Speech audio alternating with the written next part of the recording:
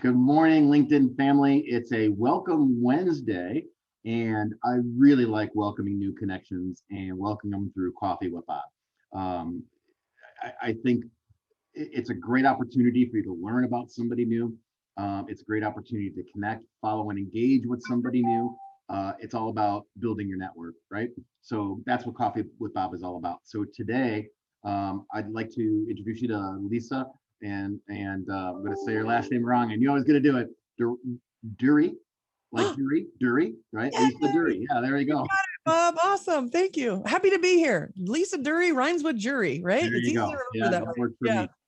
I'm really happy to be here, have you be here with me for a couple of reasons.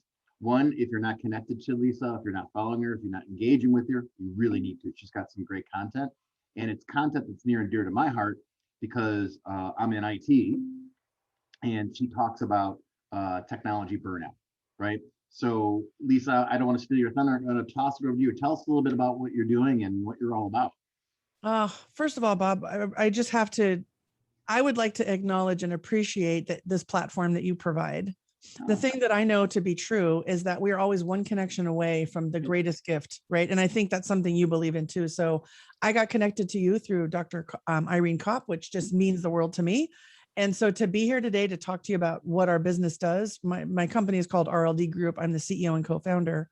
What we do, why we do it, and you and I in just 5 minutes, we're already like we have so much to Yeah. say. So Yeah. yeah, I'm thrilled to be here. What would you like me to talk about? How could I best support your audience today? Give us a little bit. I mean, the best way to support it now, because we don't know who's watching, right? Mhm. So the best way to support it now is give us an idea of who you are and what you're doing. Awesome. Uh, Well, it's how okay for about me to say it's important, but I think yeah, hearing it from yeah. you is probably best. Well, why don't I start with the story then? And I'll be brief, but I think it will illustrate a point in which will take us into why I do what I do. But there was a time when I was in the emergency room after working late one night and I had my laptop with me. I was in the emergency room because I thought I was having a heart attack. The next day, I had a very important presentation to be done, and my slides weren't ready. And I was in the emergency room with a colleague who decided to drive me because I said to her at 7 o'clock at night, I think I'm going to go to the emergency room. She's like, why? I'm like, I think I'm having a heart attack. Wow. Yeah, you're not driving. You might kill somebody. I will drive you. Not only did she drive me, but she stayed. The good news is I didn't have a heart attack. Thank goodness. What had happened was I had had an allergic reaction to a round of antibiotics, which was actually my third round because I had been suffering from chronic bronchitis. Oh, wow. And I was tired of coughing and I was tired of not being able to finish a sentence because in my role as a exec in Silicon Valley, I had lots of presentations and events I needed to be at, and I was so tired of it. So in the emergency room, I didn't just rule out a heart attack. I kept getting that presentation done, and around midnight, I took a picture of myself and my colleague and sent it to my boss. Mhm. I said, "Hey, you can count on me no matter what. Presentation will be ready tomorrow." Right. I was really proud. I get it done, right? Really proud. Yeah. Well, my husband, not so proud. My daughter, freaking out, 2 years old daughter, like, where's mama? Where's mama? Right. So got the presentation done the next day, right? All is well. And I look at that picture now, Bob, and I realize that wasn't a badge of honor or a moment of pride, right? That's burnout. That's like loss of clarity on what matters most. That's putting work above everything else. And I love my work. And yet, this oxygen mask thing people talk about, putting that on, Mm-hmm. there was no oxygen mask in my world. There was like, hey, I need a different round of antibiotics because this isn't working. Mm-hmm. So from that time, I started paying attention. I ended up taking a medical leave. I rebooted from burnout. I got a therapist. I got a nutritionist. I slept a lot. I did a lot of self-discovery. And instead of leaving my job because I felt broken and, embarrassed, I went back and I would change the game. And I stayed for over a year in that same exact role, and I showed up differently. And so from there, I just had this calling that we as a society, as a culture in tech, we need more way showers on what is possible. So you Mm-hmm. don't just have to pick, you can actually have it all. You just have to do it differently. And so I formed RLD Group with my business partner and spouse, my husband. And RLD Group stands for Rebooting Leadership Drive, right? We are about helping leaders in tech get great results at work and not burn out. Be people leaders you want to follow and still have a family or home life. It's really about elevating the game. And honestly, it's about, stopping burnout from happening. And that's very pervasive right now. Yeah, it is. Yeah, Yeah. it's dangerously pervasive. So I can't even speak. Yeah. Yeah. Um, it's one of the reasons why I love Dr. Irene so much. Mhm. She's doing what you're doing, but at a different level with first responders, right? Yep. So I think it's all very necessary stuff. So that's amazing. So talk about some of the people that you're dealing with and how you're helping them a little bit. Yeah. Well, can I dispel a myth first and I'll tell you an example why? Would that be all right? Sure. I'm, Yeah. I'm one of those like contrarians, right? Yeah. So everyone says burnout is the problem. I disagree. Mhm. I think burnout is a symptom. And I say that from my own experience and with the clients that we support. The culture, the decision making to manage revenue through layoffs, Mhm. right? The we'll replace you tomorrow. Everything's important. Work 24/7. The culture that is pervasive in tech, I believe, is at the root of what's really happening. Yeah. And that burnout happens when people feel like they don't have a choice. Mhm. That, I'm going to lose my job, so I better just keep going. I can't possibly ask for help, or they're going to give the project to someone else. I have unlimited time off, but I'm not going to use it because the next assignment might be given to someone else. There's this like fundamental cultural issue that's going on, which is always on, never good enough, we'll replace you tomorrow. And so as much as we want to talk about burnout and we want to give everyone, a breathing class and a resilience class, I think everybody's pretty flippin' resilient, right? The people that I work with are extremely resilient and they're tired and they don't feel safe to ask for what they want and they don't know how to push back. So we spend a lot of times on communication and influence skills, a tremendous amount of time on what I'll call self-care, which isn't massages, it's hydration, Mhm. it's breaks between your meetings, it's agendas required before you go to a meeting, right? We really take a look at the infrastructure and the way that the systems are set up so we can get to that root, because the people in tech didn't go into tech to just do a job. They want to change the world. Yeah. Yeah. I mean, Yeah. it's not like, oh, it's just a job. No, like this is something that really matters that can have a tremendous impact. And yet, I think as stewards of our own journey, we have to figure out with help, how to navigate that environment to turn it around so you can be successful and not be a statistic. Yeah. And I would also argue that I think it's gotten far worse since the pandemic. I agree. Yeah, I'm with you. I'm just making you tongue tied today. It's awesome. Yeah, no, I think it has. I think, we've proven to higher ups or owners of organizations or the C levels, the C suite of which I'm one of them, Yep. that we can work remotely, no problem. But the Mhm. problem with working remotely all the time is that mean work is always there. Exactly. Right? Yep. Can't sleep at night, go work.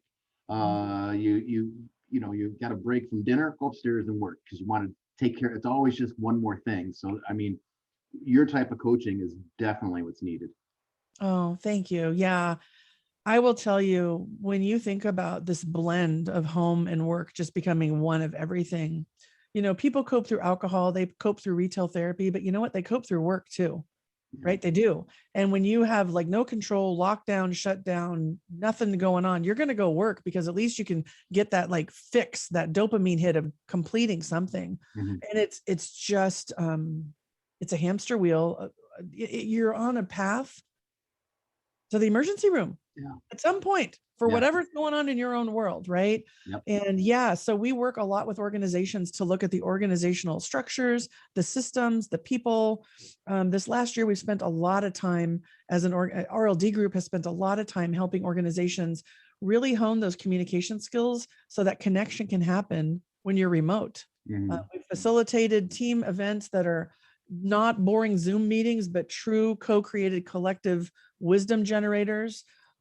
We've run workshops. I've done keynote speaking. I mean, we're really on a mission here. And this next phase that we're about to go into with what everyone's calling return to work, which I'm like, return to office. Let's just clear that one up, right? Not everyone has an office to return to, but for those that do, that's what's going on. I think we are headed for the next big epidemic, which is even more women leaving the workforce. Yeah. No, I definitely agree with that. I can see that amongst the people that work with me and for me. Part of it. I always hesitate saying that they're working for me. right? Totally. I know we're in it together, We're right? in it together. We're a team. So Yep. I see that among my teammates, especially the female teammates who are so stressed out. I've Mhm. got teammates that are starting at 4:30 in the morning, right? Working all the way to 7:30, 8:30, 9:30 at night and on the weekends because there's so many deadlines that they got to hit. And because we're short staffed, right? But business is starting to ramp up again, Mhm. they're not getting the help they need because can't afford it right now. So they're still diving in, and which is great, and I applaud them for that. But I keep telling them, you got to show yourself some grace. Mhm. Give it, take a breather. I mean, our business is important. Yes, everybody's business is important, but we're not curing cancer. No, we're not Yeah. dealing with life and death situations. If Yeah. you finish this one thing today, you can finish it tomorrow. We'll get through it. Yeah. Do Well, it you sounds find like that that's a large part of it? I think, yeah, what I'm hearing you say is you're creating a safe space for people to be human, which is really, I mean, what I'm about. I always talk about putting the human back into tech, right? You're talking about being human and having flaws and having life outside of work. What I definitely am seeing this too. And what I know is on my podcast the other day, I had a guest on, she's a sleep, we call her the sleep detective. And I was just talking to her, like, what's going on? And she's like, well, right now, women in general, not to say Mhm. that there aren't men in this situation too, in general, women are spending 98 hours a week working. Now, that is home and work. It's all Right. together, right? Mhm. So if you think about being on and engaged and intentional and for 98 hours a week, things are going to get missed, mistakes are going to happen, and then you're going to beat yourself up. So Right. I think fundamentally starting to think of, and again, burnout, but it's the system, right? The Mhm. burnout is so fundamentally, to think about as a leader, I would say to anybody right now, the first question to ask is how might we be as flexible as possible right now for Mhm. everybody, not just women, but recognizing that there's this unpaid part of work that happens when you are a mother or a caregiver. Mhm. Um, it's not talked about, but it's absolutely real. And I Okay. think fundamentally one of the things we need to focus on is better childcare across the board that is you can count on, so that when you have that situation, which I had myself, right, that you can make sure that your child is safe and cared for so you can get the work done too that you want to do, but you're not having to choose. And Yeah. right now I think we are set up to have to choose. Yeah. Yeah. And that's a shame. That's a shame because so many people see it as a choice between working or no income, right? I mean, it boils down to that. I mean, there was a statistic that I read that something like 70 some odd, almost 80% of working millennials today are living check to check. Yeah, So that adds to the stress too of not, you know, putting aside for giving yourself the grace to put that aside. You know what I mean? exactly. Yeah. Yeah, if Wow. you're in an always on, never good enough, will replace you tomorrow, living check by check, guess what you're going to prioritize, Yeah. right? And your stress levels are going to go up, and the demands exceed your resources. So therefore, you're not in a way to be innovative or creative. You get foggy brained and cynical and frustrated, and you keep it all to yourself, and then you get siloed and you don't ask for help. And here we are. Yeah. Like it's not. It's so funny. I was talking to someone the other day. It's like it's not rocket science; it's human science. But I think we miss it because we're all in this collective fog and collective experience that to just slow down and go, we're not wired to make, we are not hired to make widgets. We are hired to use our brains, and our brains need time to reboot, just like our computer or our phone. Our batteries are our batteries are red, Right. and you can't be your best when your battery's red. Yeah. Yeah. Yeah. So Lisa, thank you very much for being on the show. This is an interesting conversation, and what I want to suggest now is that we do a live because I think this is a conversation that needs to be extended. Number one, Sure.